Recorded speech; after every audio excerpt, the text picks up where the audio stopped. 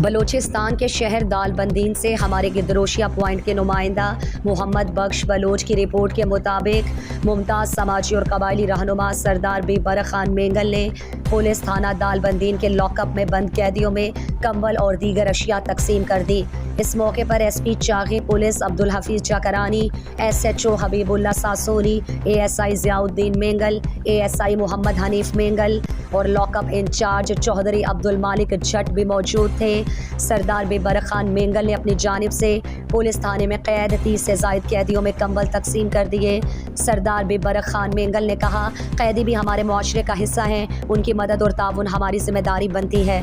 موسم سرما کی آمد کے سبب قیدیوں کو گرم کپڑوں، کمبل اور دیگر اشیاء کی ضرورت ہے اور ہم نے قیدیوں کی ضروریات کو محسوس کرتے ہوئے انہیں کمبل وغیرہ فراہم کی۔ خدمت کا یہ جذبہ آئندہ بھی جاری رہے گا۔